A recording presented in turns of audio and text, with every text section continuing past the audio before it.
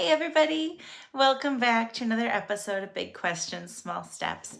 My name is Amanda and I'm so glad to be with you today.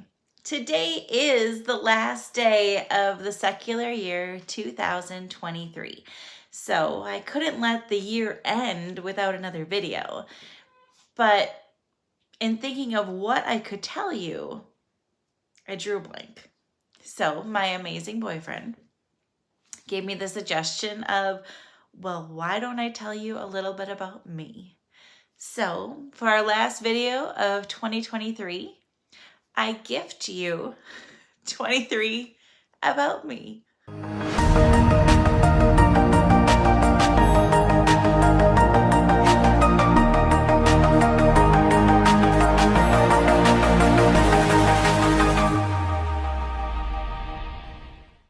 I know, I may be a little bit cheesy, but I tend to be a rather shy, recluse person, and I don't like to share a whole bunch about my personal life besides my journey. So today, I'm going to share 23 random things about me, things that I love, things that I don't love, things that I've experienced, things like that. Okay, so I have 23. And surprisingly, it did not take long for me to come up with these 23. Shocking, right? I know. So we're going to start with the easiest one, and it's things that I love. And please don't judge me because some of these things that I love may seem a little bit weird because they are not common. So, number one, I love winter. Love it. I love the snow falling. I love snuggling by a fire. I love wrapped up in blankets. My favorite beverage during winter is hot cocoa. And yes, I do like marshmallows in it. I just love winter. It's something about being very peaceful in the world, but also just embracing that stillness that is kind of counterbalancing all the crazy busyness that we seem to be surrounded with on a daily basis. So yeah, number one, love winter. Love winter. Number two, my favorite color by far is the color purple. Doesn't really matter the shade, doesn't really matter what it's purple, but I love purple.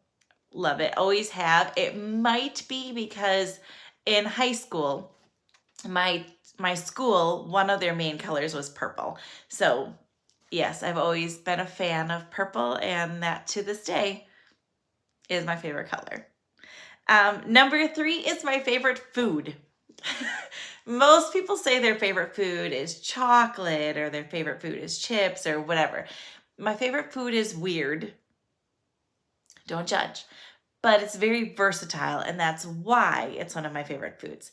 My favorite food is potatoes. I love mashed potatoes. I love baked potatoes. I love French fries. I love potatoes. They are comfort food to me. Yeah, I love potatoes. Weirdly enough, I love to cook, but I don't love to cook when it's just me that I'm cooking for. So when I moved out on my own, I loved potatoes, but I would always buy the instant potatoes because it was too much work to make real potatoes. I know, judge away. But now I love making potatoes, and there's nothing better. I just love them. They're comfort. Yep, that's my favorite food. My favorite animal is a panda bear. And that actually started, goodness, when I was young. One of my uncles, my Uncle Jim, called me Manda Panda Bear. I hate, by the way, being called Manda. Hate it. The only people who can get away with that are my immediate family, and I will even cringe at that. But my favorite animal is the panda bear. And then I happened to, as I was getting older, there were these videos that you could watch, and there was this adorable picture of baby pandas, and they sneezed and scared themselves and they fell backwards. And I've always just loved panda bears. there's something cute about them, and they look so snuggly, and I love snuggly. So there you go. That's number 4. Number 5, I love music. I grew up in a household where music was very much appreciated and always present. Um, my Both of my parents, my mom and my dad, were both part of choral groups called, I'm gonna butcher it. They were called different things. They were barbershop groups. So basically they were a cappella groups. There was typically 4 different parts, and it would be all females singing 4 parts with my mom, and there would be all males singing 4 parts with my dad. And that's just always been a part of our lives. There was always music. I actually take great pride in the fact that my mom was a harmony queen, which means she and her quartet were voted the best in the entire country. And now that I'm saying it, I actually think she might be an international harmony queen, which means she was the best in the world. But my claim to it, besides being just proud of being my mom, is she was pregnant with me when she was crowned. So I like to think that I had something to do with it. I don't, but selfishly, egotistically, I like to think that I had something to do with that. I know, right?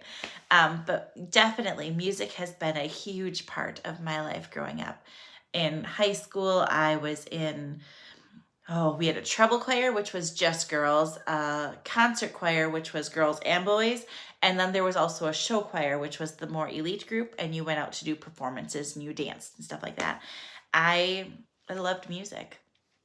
There's not necessarily a genre of music that I don't like, that I should say. I don't hate a genre of music. There are ones that I would prefer not. Heavy metal, I don't get it. Some rap songs, I don't get, but it tends to be the volume. If the volume of the song is really loud, I struggle to understand what the words are meaning. But I like the rhythm. I like the song. Music is a huge deal for me. When I was in the Christian church, that's what I took away from each service. That's what I was clinging to. I was looking for the songs to kind of fill me and give me something to hold on to in the week ahead. That's always been music for me, always. And then my 6th thing, about things that I love is in my free time, I love to play cards and play board games or other games.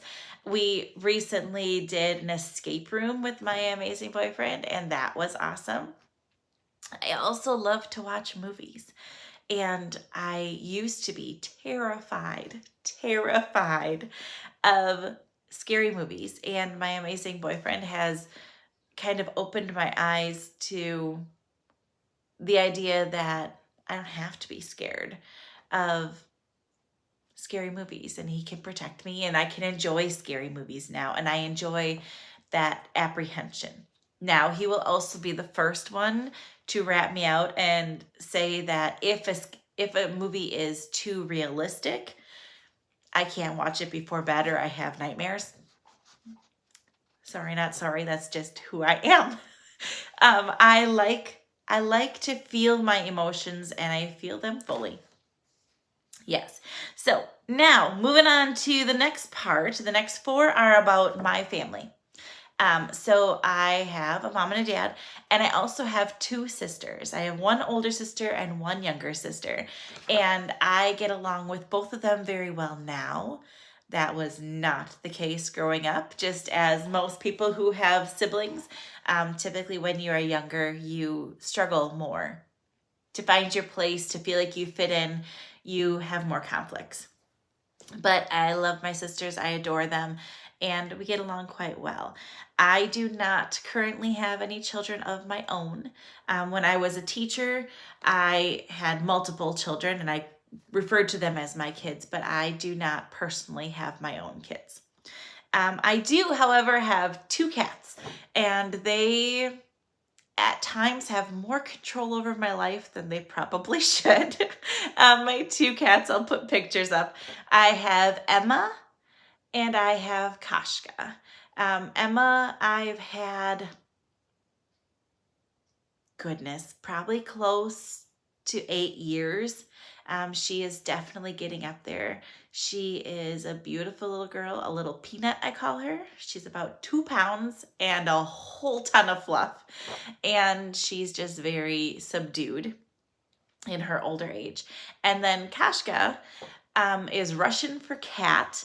And he actually is a transplant, if you want to call it that. My niece had received this cat. She purchased this cat, and then she went away to college, and she could not take the cat with her. So I took the cat, and the cat has made his home here, and he has a soft place in my heart. My amazing boyfriend doesn't care for him necessarily because he has claws, and he's a little bit territorial, and he likes to sleep on the bed. So he kind of likes to crawl all over and just have his domain, and he likes to make sure that you are aware that you are in his space. And that can be a little irritating, but Kashka and Emma get along well. They did not get along well at the beginning. And it definitely is true what they say, that it takes a while for animal siblings to get used to each other. But now I wouldn't have it any other way. They do very well having two cats together. If it would be one, I think they would get bored. When Emma was by herself, she would cry and she would talk constantly. She was very clingy and she needed somebody else with her. So now we have Kashka, and yeah, that's that. And the other thing that I wanted to share about me personally is I have only lived in one city. One city. I've moved to different places within this city, but in my 41 years of existence, I have only lived in one city, and it is a small city in Wisconsin, and I am so very ready to move. However, the housing market doesn't necessarily support me moving right now, because anywhere I would move to, I'd have to pay more in rent or in a mortgage. So for right now, I'm just staying put, and hopefully I will find something soon so I can move and expand and start new things happening. Now, I told you a little bit that I don't have kids, but I used to have kids when I was a teacher. And that is true. That my next thing is that I was a teacher. I was a teacher for, oh goodness, 18 years in the public school setting, and I did 1 year in the private school setting. I taught children with special needs, and I taught children without special needs. They call that general education, I was the normal classroom teacher, and then there would be some kids with special needs in there.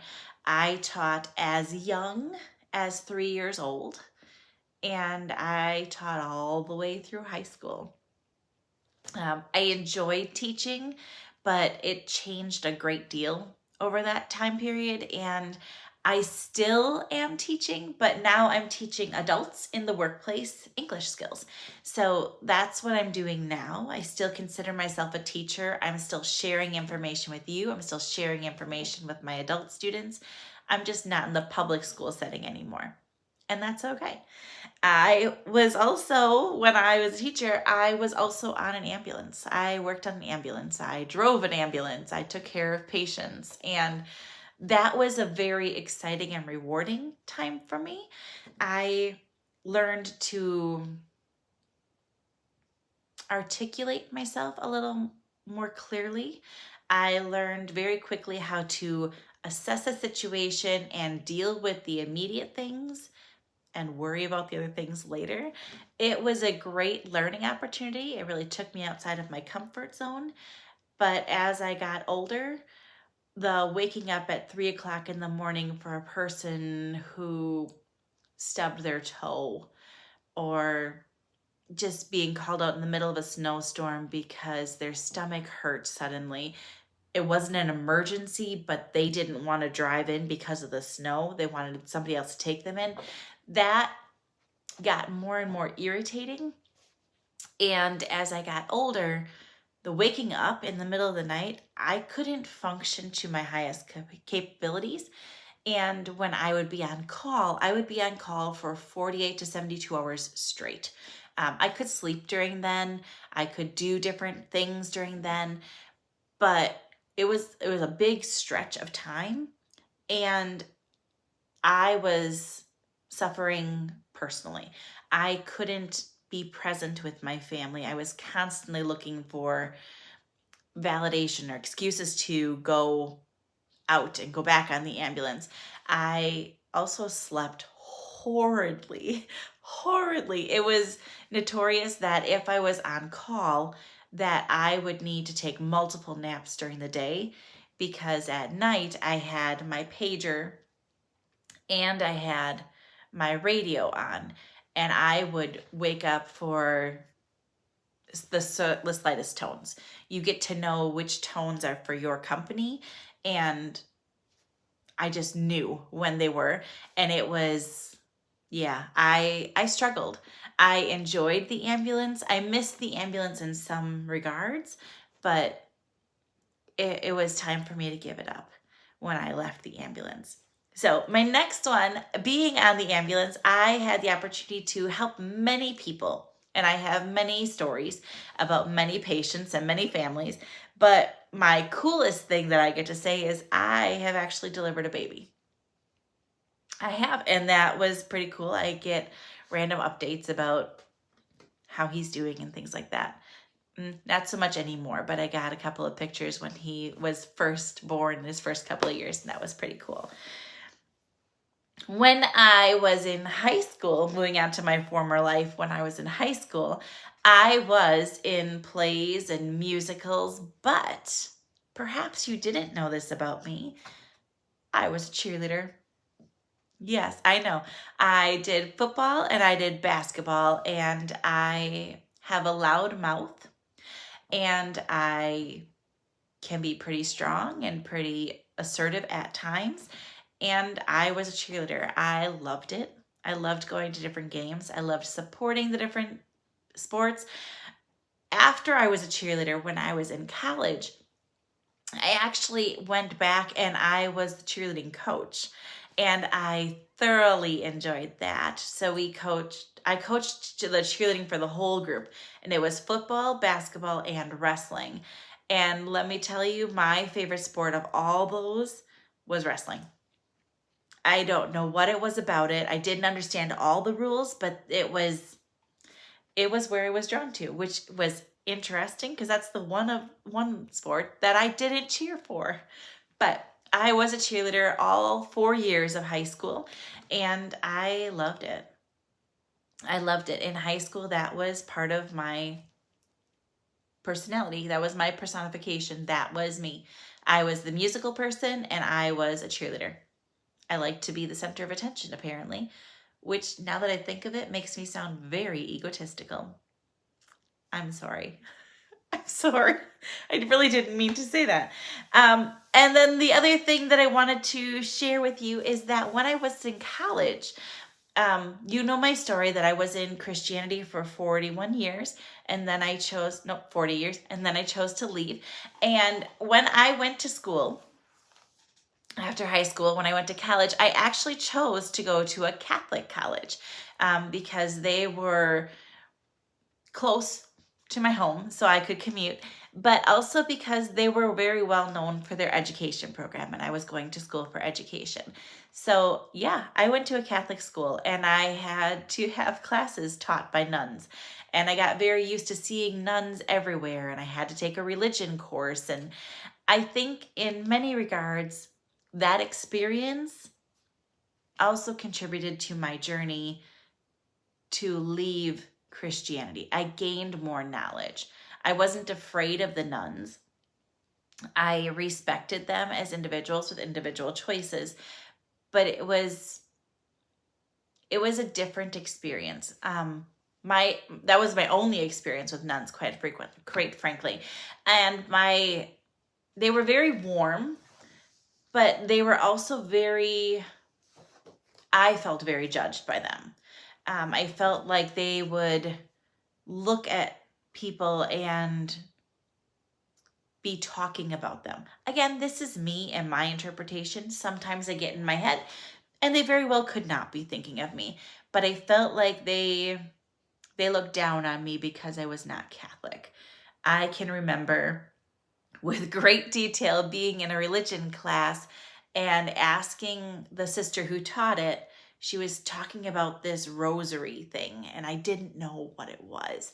And so I asked her, I said, is the rosary like a piece of jewelry? Like, what is it? I don't get it. And she gasped so loud. I felt like I personally offended her. And I can remember the feeling when she just pivoted and stared at me, that she thought I was the stupidest person in the world, and that how dare I even ask such a question. I felt very intimidated in that moment, but in general, I really enjoyed the different nuns that were my teachers. Definitely. Okay, so now we get into the random stuff that doesn't really have any topic or thing that combines them at all. So some of these are just things about me, and some of these are things that I don't like. So let's start off strong with things that I don't like. I despise playing the games Scrabble, thank you to my mom, and Monopoly. Thank you to my older sister. My older sister would play Monopoly, and she would be so ruthless about it. I'm talking games would go 3, 4, 5 hours, and I was just begging for mercy. I just wanted it to be done. Yeah, I don't like Monopoly. If we play Monopoly now, there is a time limit on it. There's a time limit, and I'm not haggling. It's not fun for me. It's not fun. And Scrabble was one of my mom's favorite games, but I grew up with whole language, and I had a little bit of a reading difficulty in school. And as a result, my spelling is atrocious. It's horrible. I can now write a word and I can tell you if it's wrong, but I can't necessarily tell you exactly how to fix it. So using Siri on my phone has been very beneficial in adult life, as well as spell check. Love them both. They're great tools that I taught my high schoolers about very frequently. Very random, when I dream, it's in color. I know that people can dream in black and white or color, and I am one of those people that dream in color. And when I dream in color, it tends to be very vibrant colors. I don't quite know if that means I have a vitamin deficiency or something, but I dream in very vibrant colors. Don't know why, but I do. Here's a sad one. So when I was driving for the first time, I was driving with my sister to the mall, and of all the animals in the world that I could hit with my car, I hit a goose. I hit a goose. We were driving through a backcountry road, and this family happened to have like geese and chickens that were just randomly wandering around in their yard. And one of them happened to be on the road, and I was driving and I hit a goose and I cried. And I remember looking in the rear view mirror, and the goose was just kind of waddling afterwards.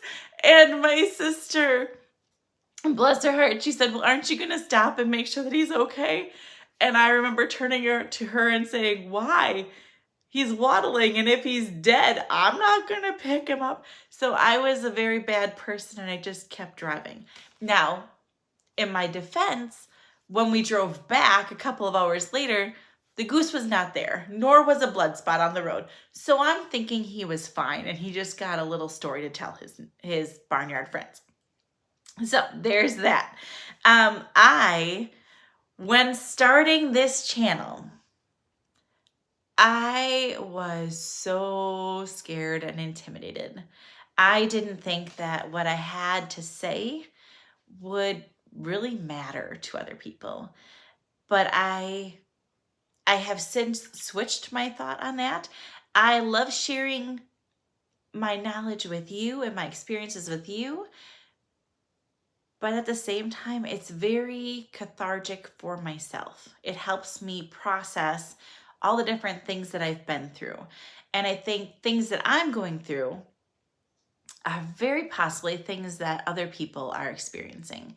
So as much as my amazing boyfriend has had to kind of push and encourage and sometimes prod me into starting this channel, I am very grateful that I have it. I am very grateful for this space to share with you information and experiences and to kind of take you along with me on my journey, because it's been a journey and it still will, because I'm not done. That's not ever going to happen. My journey ends when I die, and then it's picked up by somebody else. So moving right along, we have 4 more things to talk about. So the next one is about my medical history. So there you go. You get to know that. I have never been hospitalized. I've never had a surgery. I've never been an inpatient for anything. I have visited people in the hospital, but I personally have never had a surgery. I have never had to stay at the hospital. So I don't know exactly what it's like. I know what it's like when I visit people, but I don't know what it's like to have to stay there. That's an experience I've not had. I have, however, broken a bone. I broke my rib in the back. And if you know anything about breaking ribs, there's nothing to do for them unless they're like a whole set of them are smashed. And then you might need to have some fixation done for it.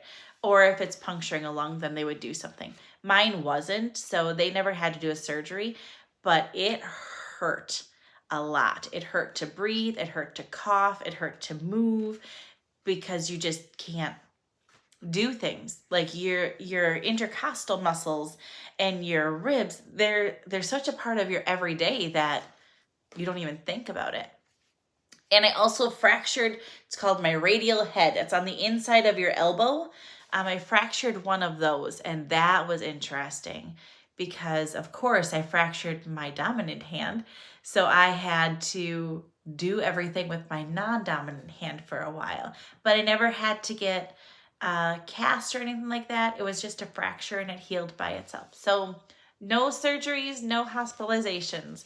The doctor always joked with me that some surgeon is going to have a field day with me when they get to open me up for the first time, which I didn't necessarily appreciate that comment from him, but I guess it's a good thing to get to this age and not have to have a surgery so far. So that's a good thing.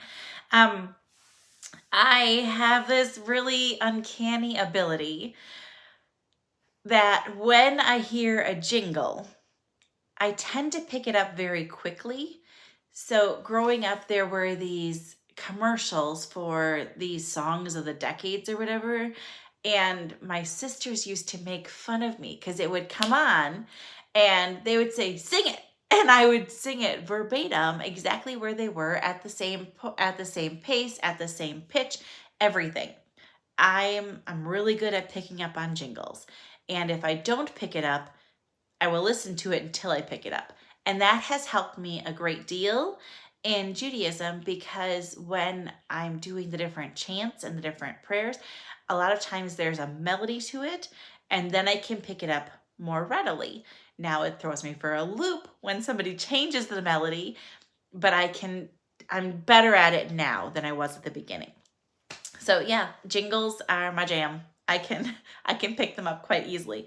And then the last thing that I wanted to share about myself is that I can have 2 very different responses to change. I can either resist it and be stubborn and refuse to go along with it and be very hesitant about going into it, or I can be the complete opposite. And I can be like, okay, yes, let's go and do this. And I jump in with both feet. And there's not necessarily a rhyme or a reason why I have one response over the other. I think if it's a challenge or a change that's not directly regarding myself, then I more jump in. If it was that the curriculum was changing or something like that, yep, let's go. Jump in and we're good to roll. If it's a change that I'm making for myself, okay, well, let me think about that. Let me plan this. I want to be very careful and very thoughtful about our next steps. So there you go. That is 23 random facts about me. Now, as we enter 2024, I wish each of you a wonderful year, and I hope that it's surrounded with love and laughter and happiness. Wishing you all that and more in 2024. Take care.